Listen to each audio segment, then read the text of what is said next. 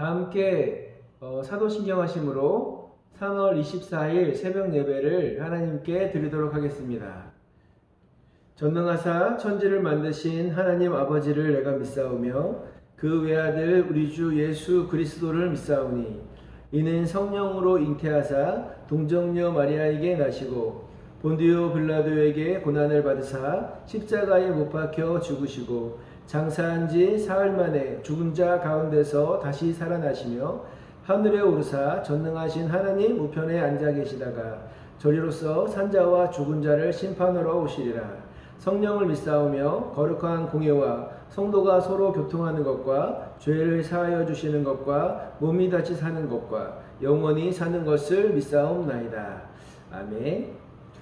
오늘 함께 나눌 하나님의 말씀은요, 고린도전서 15장 말씀인데요.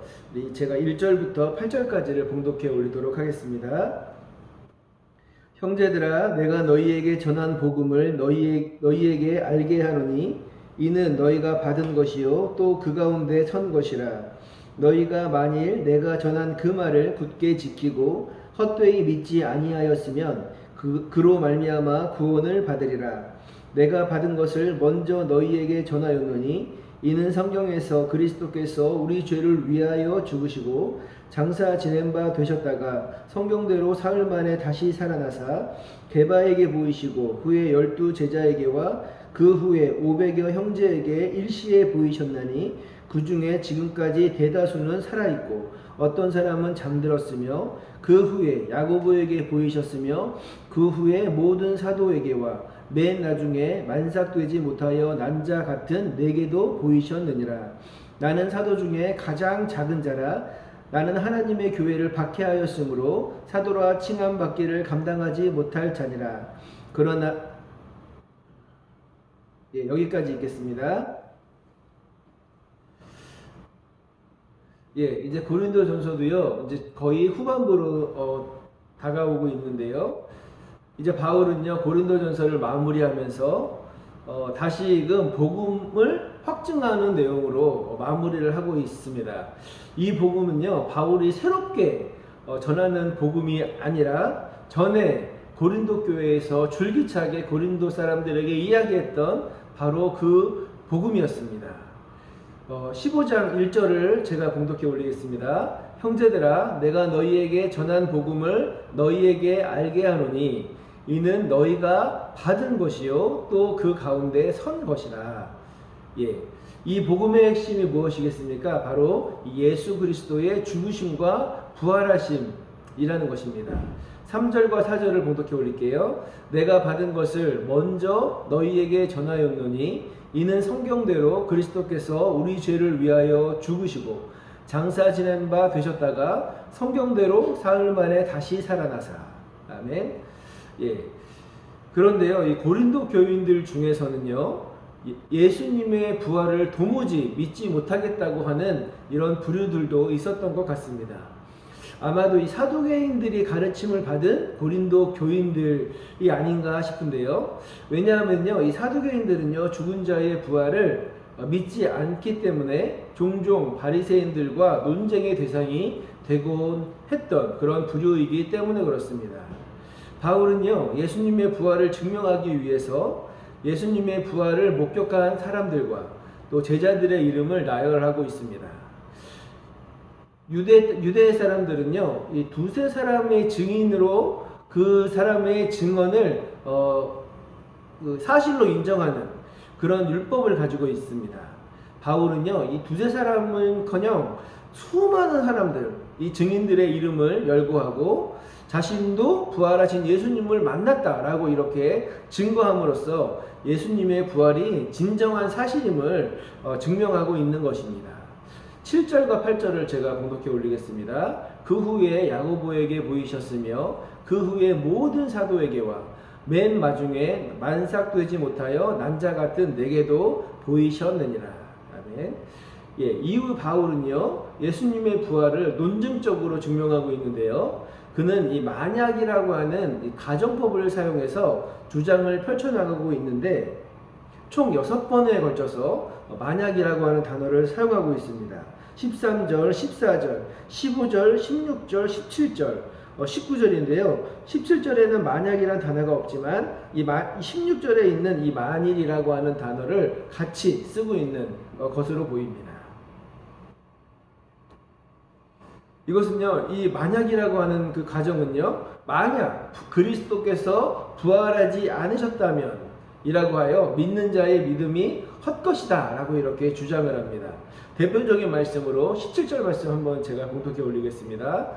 그리스도께서 다시 살아나신 일이 없으면 너희의 믿음도 헛되고 너희가 여전히 죄 가운데 있을 것이요. 아멘. 예, 그리고요, 이 두 번째는요, 20절부터 28절까지 내용인데요.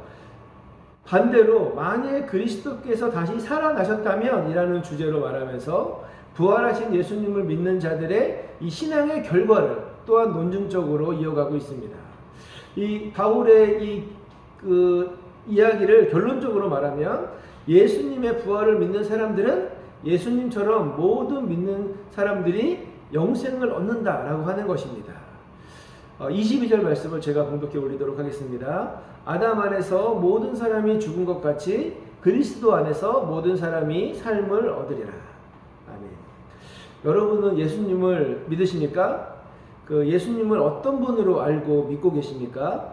예수님께서 동정녀에게서 나셨다는 것을 믿으십니까? 또 예수님께서 십자가에 못 박혀 죽으신 것을 믿으십니까? 또 예수님께서 죽으신 지 사흘 만에 부활하신 것을 믿으십니까? 또 마지막으로 예수님께서 재림하실 것을 믿으시나요? 현재를 살아가는 많은 사람들이요, 예수님의 그 일부분만 믿어보려고 자신의 이성으로 받아들일 수 있는 부분만 믿고 나머지는 성경에서 빼버리는 그런 모습들을 보게 됩니다. 주로 자유주의 신학에서 생겨나고 있는 이 신학 풍조인데요. 어떤 사람들은요, 예수님을 인간으로 생각해서 예수님이 이루신 그 이적들을 다 빼버리고 예수님의 가르침만을 성경으로 인정하는 사람들도 있습니다. 또 어떤 사람들은요, 부활을 인정하지 않습니다. 또 어떤 사람들은 예수님의 재림을 인정하지 않는 것입니다. 사실 이들의 마음을 전혀 이해하지 못하는 것도 아닙니다. 사실 증명할 수 없는 것들을 막연한 그 믿음이라고 하는 이름으로 인정하는 것은요, 쉬운 일이 아닙니다. 그래서 C.S. 루이스는요, 만약에 예수님이 부활하지 않으셨다는 전제로 다음과 같이 이야기를 했는데 한번 들려드릴게요. 만약 예수님이 부활하지 않으셨다면 예수님은 사기꾼이거나 정신병자 또는 과대망상증 환자일 것이다. 당신은 구세주를 믿겠는가? 아니면 사기꾼이나 정신병자를 믿겠는가? 예, 그렇습니다. 만약 예수님이 부활하지 않으셨다면요, 예수님은 사기꾼이나 진짜 정신병자가 됩니다. 왜냐하면 자신이 부활할 것이라는 것을요, 수도 없이 자기 제자들과 사람들에게 알려주었기 때문에 그렇습니다. 이것은요, 제자들을 속인 것이고 자신을 추종하는 많은 사람들을 꼬신 것이 되기 때문에 그렇습니다. 이런 사기꾼 그리고 정신병자가 착하게 살았고 또 좀 억울하게 죽었다고 해서 여러분들은 그 사람을 믿으시겠습니까? 그렇다면 예수님을 믿는 사람들은요, 세상에서 가장 불쌍한 사람들입니다. 왜냐하면 부활이 없다면 사후세계가 없는 것이고 우리 믿음이 헛것이 되고 우리가 원하는 구원도 받지 못하게 되는 결과가 나오기 때문에 그렇습니다.